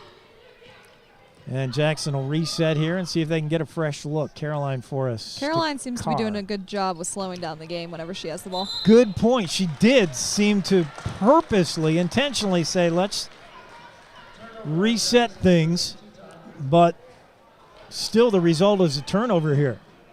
And Kinley Brown will inbounds to Tatum Strite. Teton's ball. They have the lead, 28-27, a minute 40 to go in the third. Bounce pass Richardson inside for Strite, but there's really nowhere to go as Caroline's right on her. Back to Richardson, being guarded by Casey Carr. Richardson to Strite, near side here. Tatum, she'll try a three off the back of the rim, no good. Noyce chases down the rebound. Rachel, far side, and gets double teamed. Kinley's going to get called for the reach in. That's Brown's second. So far, foul trouble. Not really an issue for either team, but I believe Coach Noyce wants a timeout. It'll be a shorty, I think. No, a full timeout, so let's try to take the break with them. We'll be right back. You're listening to Bronx Basketball at KZ95, Jackson Hole Radio. High School Bronx Basketball is brought to you in part by the Elk Country Inn. Coming May of 2020, the Elk Country will offer new rooms and amenities. The new expansion will bring a brand new indoor-outdoor swimming pool, indoor and outdoor spas, a new dining area with complimentary breakfast, conference facilities, and so much more. Located on Pearl Street, you'll be able to leave the car and walk to Jackson's greatest shopping, dining, entertainment, bars, and breweries. Live like a local at the new Elk Country Inn, coming this May. This is KZ95 with live coverage of the Jackson Bronx. Back live. It's been a fun basketball game, Marie. Yeah, it has. You know, it's decently low scoring, but I think that's what Coach Joyce is looking for. I think it is her kind of game to have it low scoring. Carson Breeding inbounds pass here intended for Forrest, and a scramble for that out of bounds, and they're going to say off the hands of Audrey. She doesn't agree, but Teton's ball, and they have a 28-27 lead with a minute 17 to go in the third. A lot of lead changes. We got Caroline and Audrey in now, which can make things confusing for the other team sometimes. Yeah, underneath Coons is too wide open. Reville hammers her, and she'll go to the line. Anna's first, team third, and to the line is Reese Coons, the 5'8 sophomore.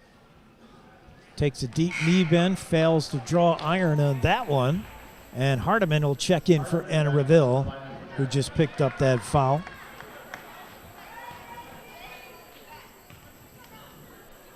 Brooke Tibbetts, I think, is in the game for Teton. That one won't go, and both missed. Hardiman with the rebound. Carson Breeding brings the ball up, and again she checks Coach Noyce to see what's on. Coach Joyce, sorry. Audrey Forrest, far side, being guarded by Zog. Her pass intended for Noyce, just never got there. And sometimes it's all too obvious when you try to force the ball into Rachel Noyce, and Teton sure sees it, and a travel there will give Jackson the ball. But if it's not there, it's not there. And forcing the ball into number 15 right now is not working. That's twice now Audrey Forrest has made passes, once to Hardiman and once intended for Noyce. It just They're going to call that travel on Rachel on that. All right, then. Rebound. This is Tibbetts inbounds pass to Coons. Kicks it out to a wide-open Zog. Her shot won't go. Rebound. Breeding taps it over to Audrey. Nice play by Carson to just get a hand on it, and Audrey was Johnny on the spot. Here's Caroline. Lost the handle momentarily. Gets it back. And to Carson Breeding. Breeding's going to go to the rack, but Kinley Brown shuts her off, and a foul on Kinley as she was up in the air and then came down on Carson. That's Kinley Brown's third, I believe.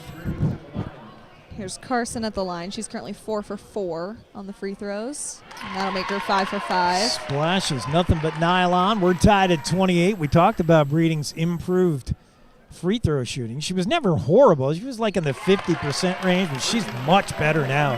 Hits them she's both. 6 for 6 right now. Okay, well, that'll help the stats. 12 seconds. Tibbetts tries a long one that's no good.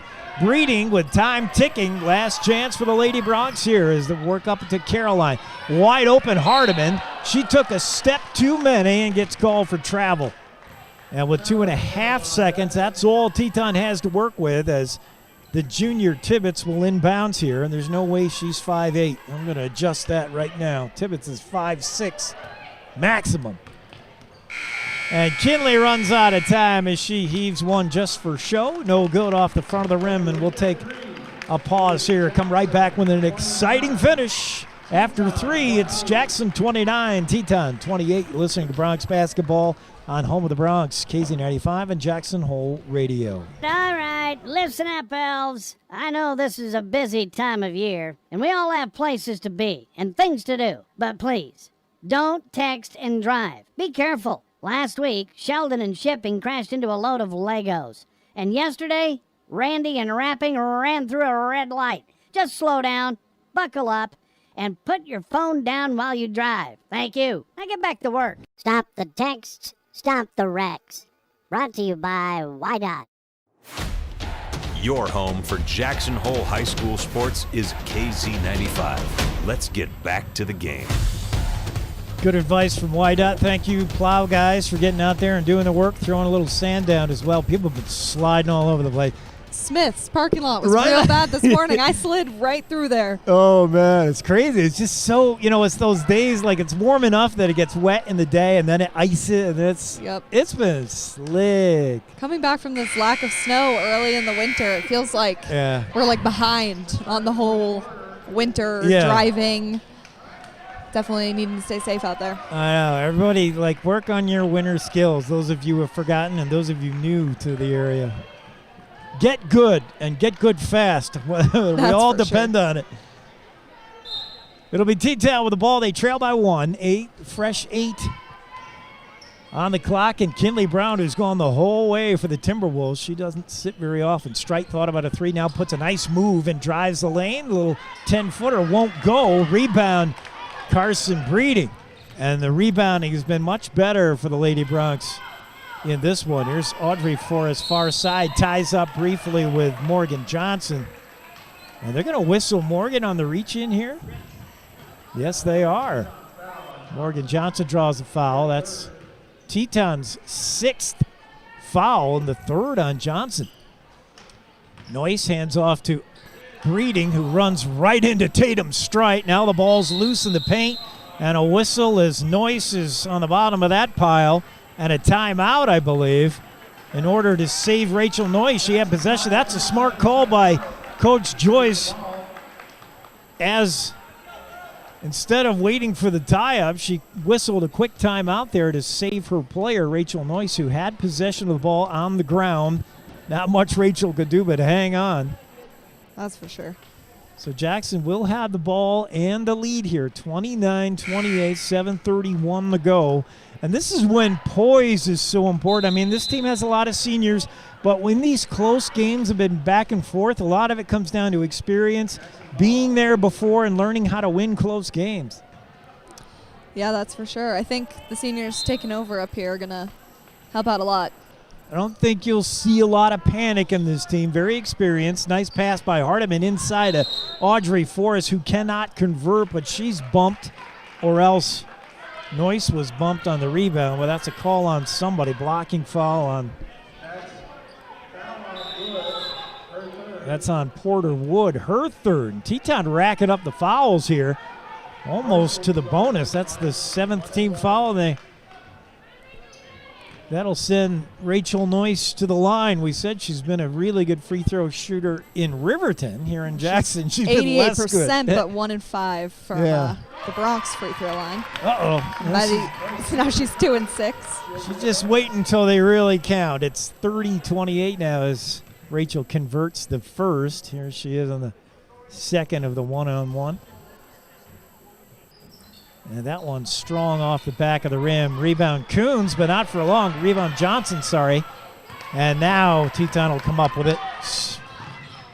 Kinley Brown thought about going with pace. Now she is going to just go all the way. She looks half out of control, but manages to tie the game on a drive. And That's Kinley's thing. She will just take control of the game. You've just got to shut her off and don't allow her even a look at the basket. She will go right to the hole if you give her just a sliver of daylight. And the fourth foul on who? I didn't see who picked that up. You got Audrey back at the line. She's 1 and 4 right now from this free throw line, but 60% shooter. Teton's starting to get in foul trouble here. 8 in this half. And they've got a couple of players with 4, and that's Morgan Johnson, I believe, who's got 4 because she checks out. Reese Coons in for her. Meanwhile, Forrest hit that first one to give us a 31-30 game with 7:01 to go in regulation. The second one is good as well. And Audrey now 32-30.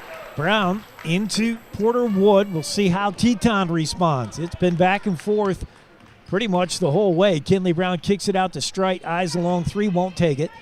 Comes near side. There's a 3 from Grace Zog. That's well off the mark and out of bounds, and Jackson ball. And here's where the Bronx could do well to slow things down, eat clock, and make every possession count. That's for sure. As and I think that's probably what Joyce is wanting him to do. Yeah, Carson's got the message. Breeding in no hurry here. Slowly across the line, works it to Caroline Forrest, to her sister Audrey. Audrey, guarded by Strite, waits for a pick, but it never really got there. And now the sisters play pitch and catch at the top of the key. Look out. I don't think Audrey saw Zog coming, and that ball bumped out of bounds. Grace kind of worked her way behind the screen and just showed up, and Caroline checks out. J.C. Chatham back in for Jackson. Here's Audrey looking for somebody open. It finds in the backcourt Noyce. Noyce, she is fouled there by Brown, and Brown is getting in a little trouble. That's her 4th.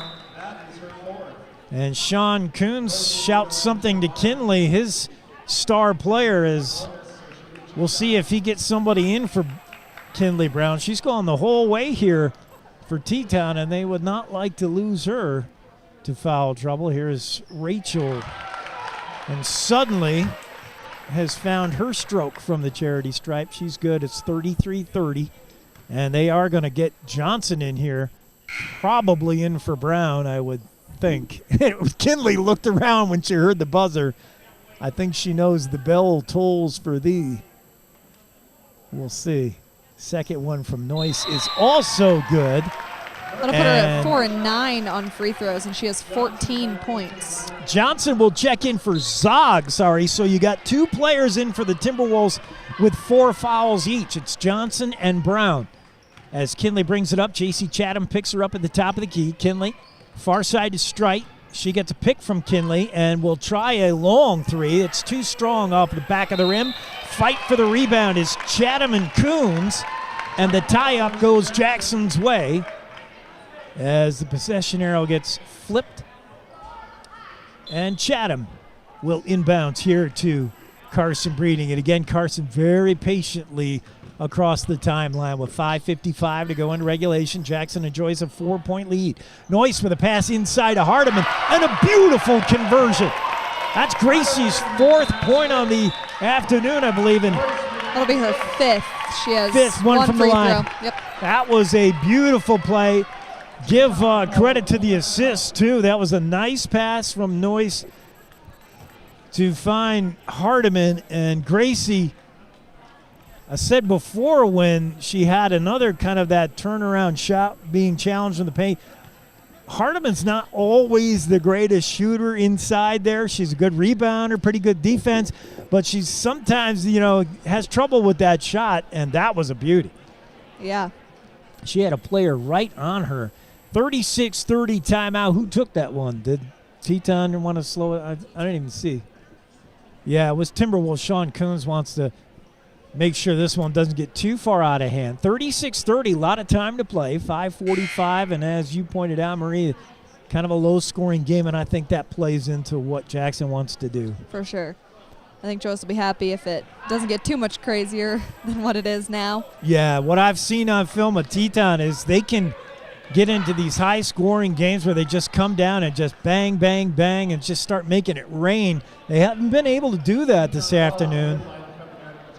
And that's a credit to the defense, credit to the Jackson offense as well, slowing things down. It's hard to hit threes when you never have the ball. Yep. And the Bronx possession time has been pretty high. Johnson will inbounds here to Brown. Both those players with 4 fouls each. Going to have to be careful. Kinley across the timeline, picked up by Chatham.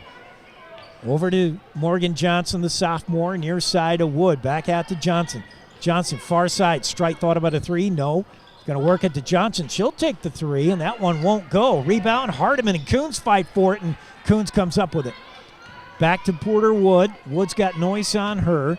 Now a drive to the lane. It's Kinley Brown. That won't go, and J.C. Chatham with the board. And Jackson with the basketball now, and a 6-point lead. That'll be JC's 5th rebound for the game. She's really getting down there and That crashing a girl, boards. JC. For a guard, she rebounds well. And another beautiful pass inside of Hardiman, who converts. Gracie Hardiman. That'll put her at 7, which makes her the 3rd highest scorer on the team for this game. She's had the last 4 Jackson points, 38-30. Kinley Brown looking inside for Coons. It's knocked away, though, and Teton will retain possession. Here's Morgan Johnson to inbounds as the referee takes care of some janitorial duties. Something on the floor there. Johnson looking for somebody open. Finds, it's knocked out of bounds by Noyce.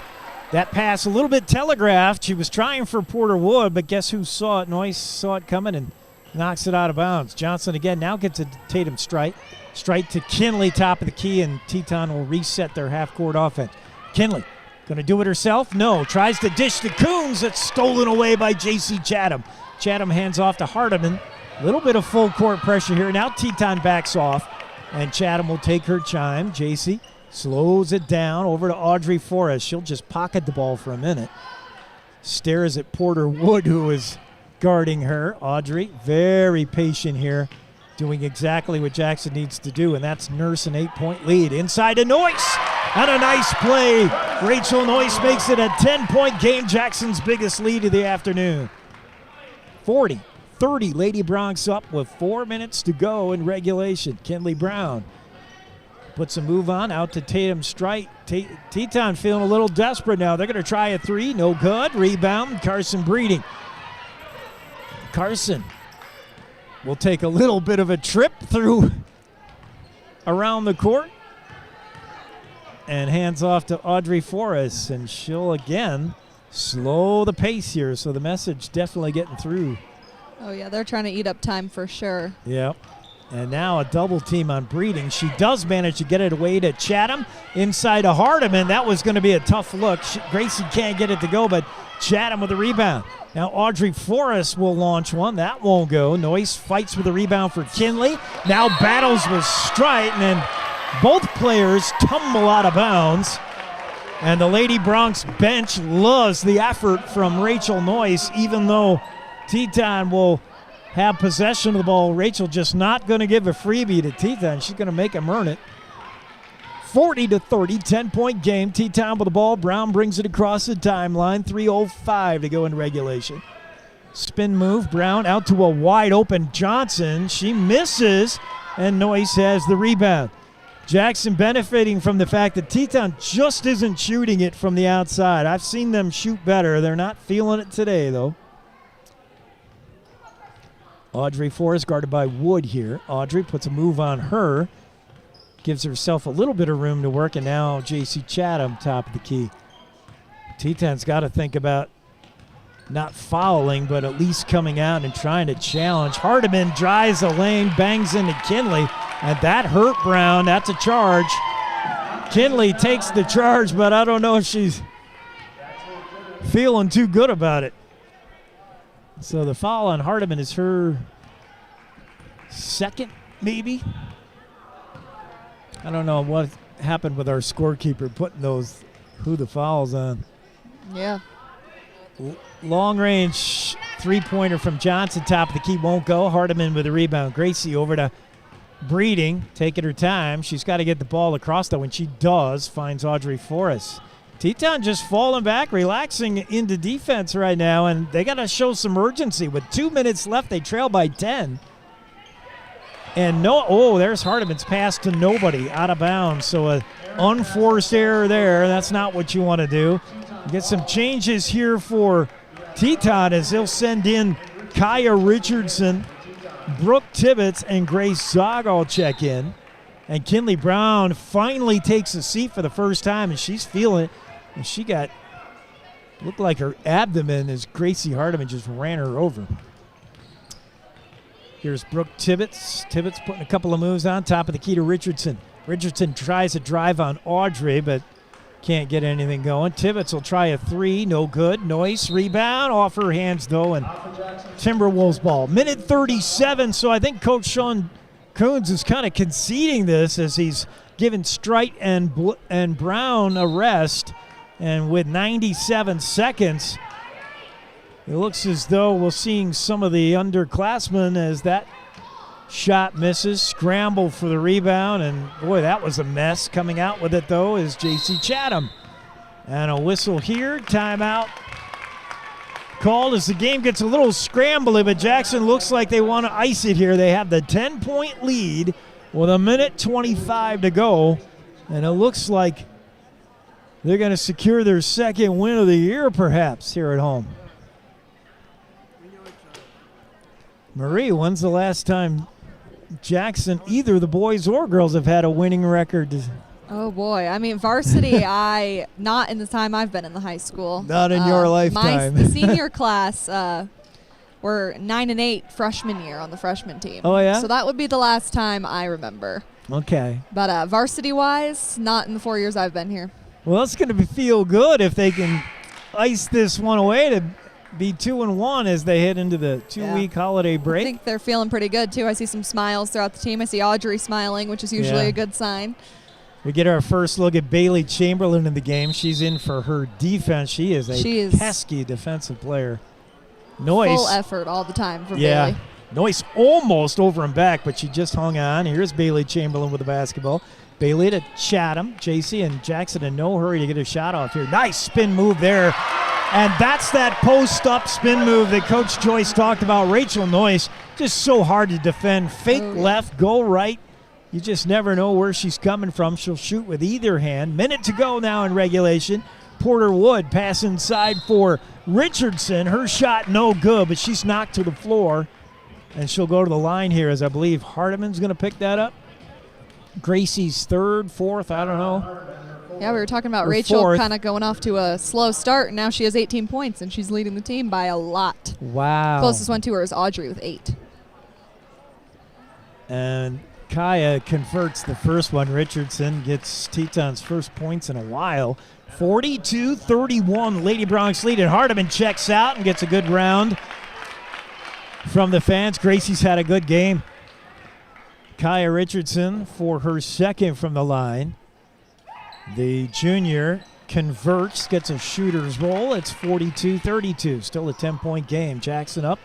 And a little bit of pressure here from Teton as J.C. Chatham gets the ball across the midcourt. Now loses the handle. And I thought that was off of Tibbetts, but they're going to say Teton ball as Chatham. The turnover out of bounds, and the Timberwolves still with life here. 10-point game with 45 seconds. Kaya Richardson puts a move on Breeding, loses the handle, but that's off of Carson out of bounds. You got Reville, Chamberlain, Noyce, Chatham, and Breeding in for Jackson right now to try to salt this one away. They got the 10-point lead with 41 seconds. Wood, she'll try a shot, and somebody got her arm. And she'll go to shoot free throws. They're going to call that on Rachel. Rachel Noyce, her second. Foul trouble not been an issue for Jackson. A little bit for Teton as Porter Wood drains that. Wood's just a freshman, 5'11".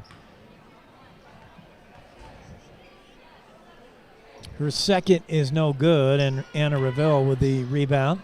Anna works it to Chatham. She traveled, and she knows it. And another turnover. Teton's ball. So Teton's going to make a game of this yet. We're not done. Cece Martinez, her first look, and passes it right to Carson Breeding. Breeding up ahead to Noyce, and it's going to be Chamberlain with the lay-in. That won't go. Rachel Noyce rebound, and she's fouled. And I know Jackson doesn't want to run, but that was a good plan there as they had numbers. A 2-on-1 fast break. Bailey just couldn't quite convert. Oh, yeah. But Rachel there for the rebound, and she'll go to the line here with a chance to really put this one away. 42-33. Jackson with the lead. Chamberlain's explaining something to Hardiman. Gracie's saying, how could you miss a layup? And Bailey's telling her how. And from the line is Noyce, and she's way off with that one. No good. 4 and 10 after that shot from the line. All right, Rachel, something to work on over the Christmas break. Christmas Eve, we better see you shooting free throws in the driveway. She hits the second. She practices the free throws a lot from what I hear. She's always in the gym in the mornings. But, I mean, she makes up for it with her 19 other points. Yeah, the play down low has just been ferocious. She's also got 11 rebounds. Wow. Which is also helping out quite a bit. Double-double for Noyce. Here's Reville, and Anna trying to make a move here. Kicks it back outside to and here's Breeding, where they just want to and slow Carson, it down. Yeah, she just won't take the run. shot. Nobody wants to take the shot here, and that'll do it. So Jackson does secure the victory over a very good Teton Timberwolves team. I hope we've made that clear that Lady Timberwolves came into this one with a record of 7-2. They played some good teams over in Idaho, and they're dangerous, and Jackson just handled them. Yeah, and that's the best I've seen Teton play in a long time. Wow, 43-35 the final. We'll be back to wrap things up, get some stats to you in a moment as you're enjoying one victory here. The Lady Bronx with a win, and the boys out there to share high fives with them as well. Good job of the Lady Bronx to win this one. We'll be back with a post-game show on KZ95 and Jackson Hole Radio.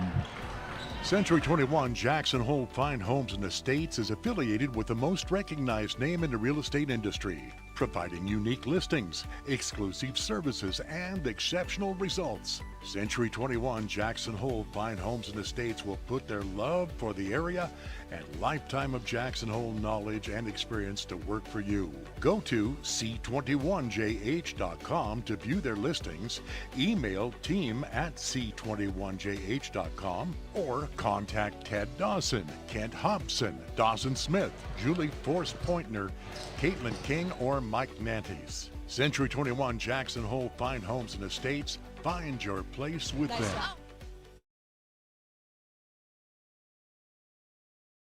At High Country Linen's Paper and Cleaning Supply Outlet, we've got you covered. We have cleaning supplies for all your needs, like Bona Hardwood Floor Cleaner, brooms and mops, dusters and buffers, Swiffers and brushes, scrubbers and squeegees for every job, Murphy Oil, Orange Oil, and Pledge for your home or office, products from the Clean Environment Company, Envirox, and bathroom cleaners from the Natural House for the safe environmental solution. For dishwashers to laundry, Cascade and Jet Dry, Dawn and Joy, Tide, Arm & Hammer, Shout, Clorox, and Bounce. And get the window cleaning tools the pros use. Spray bottles, extended washers, buckets, and squeegees for the cleanest windows. Browse products at highcountrylinen.com or call 739-1311, 739-1311, or drop in at High Country Linen's Paper and Cleaning Supply Outlet, 335 North Glenwood Street.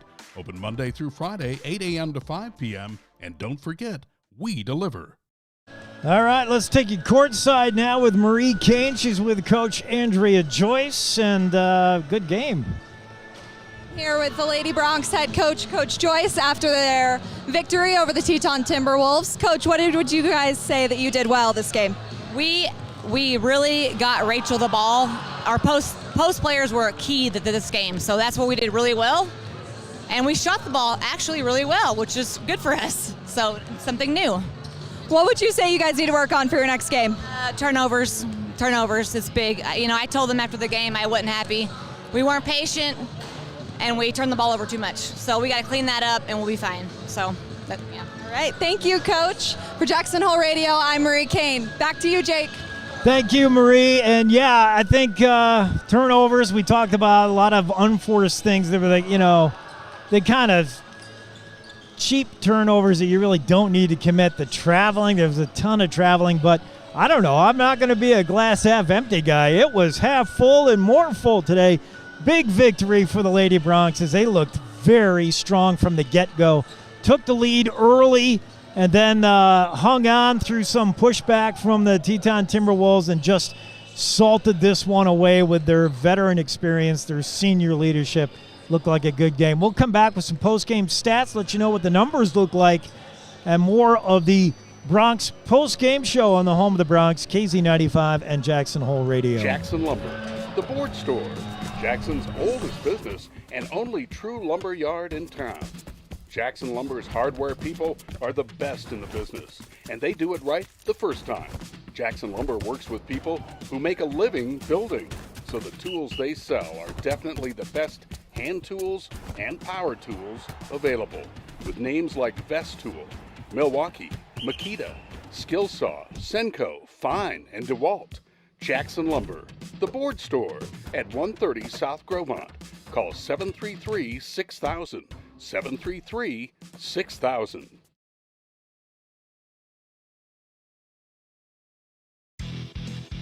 Experience Jackson Hole like a local while staying at the Antler Inn, Elk Country Inn, Cowboy Village Resort, or 49er Inn and Suites. With the best entertainment, dining, shopping, bars, and brews all in walking distance, you'll never want to leave. Call 1-800-4-TETONS or find them on the web at townsquareinns.com.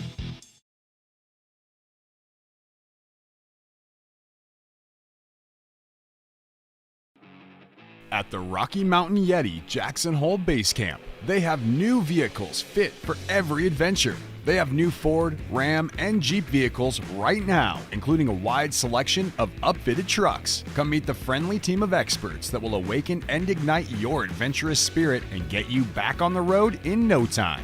Let them help you get back to adventure at the Rocky Mountain Yeti Jackson Hole Base Camp today.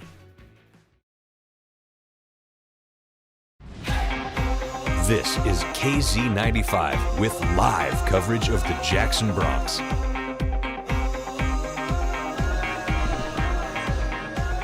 We're back courtside for Jackson Hole Radio. Jake Nichols, Marie Kane, and a win. We got one win in the books. I like it. Let's keep it rolling. But Lady Bronx looked pretty good. As Coach Joyce said, she wants to get the ball to Noyce. That happened. It was a little slow starting, but it eventually happened. Yeah, you know, she really mentioned the turnovers being a big factor, and they had 18 this game, turnovers. So she's definitely saying that's something she's not happy about, something she wants to work on with the team. It's not great. You're going to have turnovers, especially when you're trying to force the ball inside. It requires you make good passes, and especially when the other team knows it. But a lot of the turnovers were not bad passes. They were travels and stupid things that you don't have to do.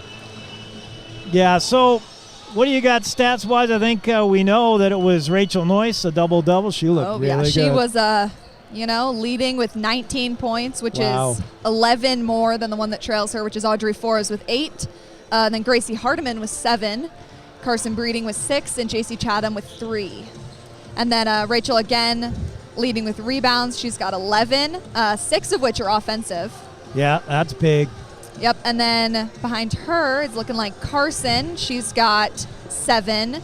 JC's got 6, as well as Gracie having 6, and Audrey has 1 rebound on the night for offensive. All right. What a difference maker, Rachel Noyce. I don't want to make it seem like this is a one-man team or a one-woman team, but it just takes pressure off the other players and allows them to be more free, instead of Gracie Hardiman thinking she's got to score a bunch in the paint, instead of Carson Breeding thinking it's all on her, or Audrey if she hits some early and then goes cold, instead of panicking that it's not there, she doesn't have to worry. There's other people to pick up the scoring.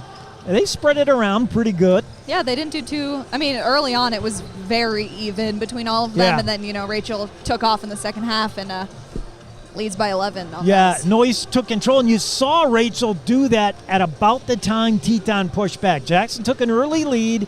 The Lady Timberwolves said, wait a minute. They got their feet under them, started to come back.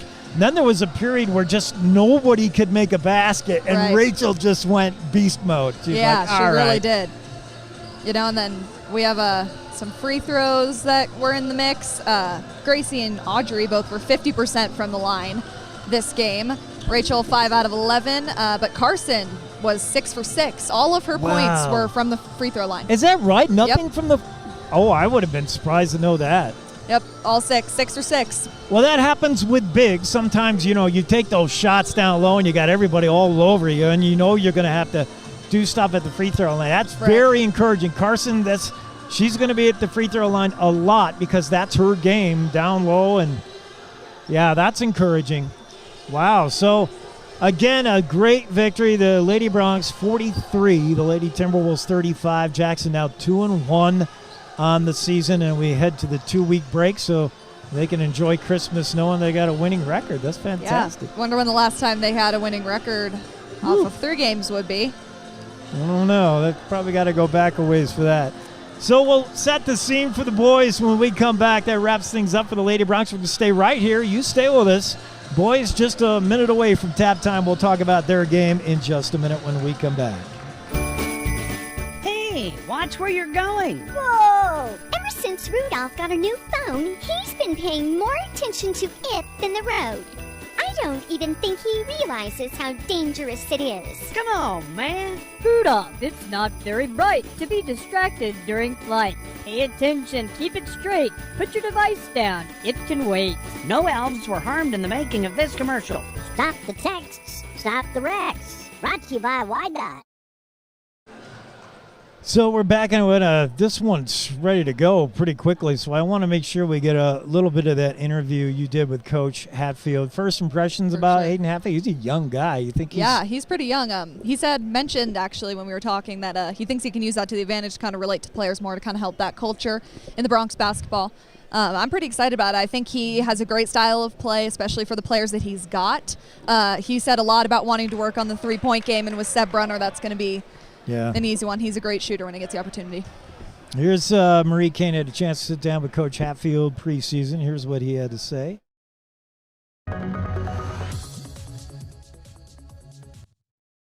This team was 1-18 last season. What does success look like for you this season? Yeah, so Marie, we're just looking at ourselves right now. We're trying to beat ourselves from where we were yesterday. Are we improving daily? Are we going to bed better than we woke up? It's kind of what we're concentrating on right now. Obviously, we want the wins. I think we will get a lot more than we've had in the past.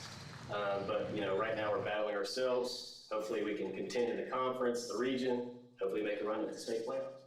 It's the opening first game for me, too, so I have to figure out how to get rid of that echo. Yep. But I will. I'll figure it out. It's Coach Hatfield talking about a lot of things Marie was talking about when she sat down with him, but I think he's the right guy for the job also. I think he's going to get this program turned around. Let's think about some of the starters we might see, and we'll give you a projected starter. First, let's have the boys introduce themselves, and then we'll get into who we think is going to be the starting lineup for the Jackson Bronx as they get set to take on the Teton Timberwolves.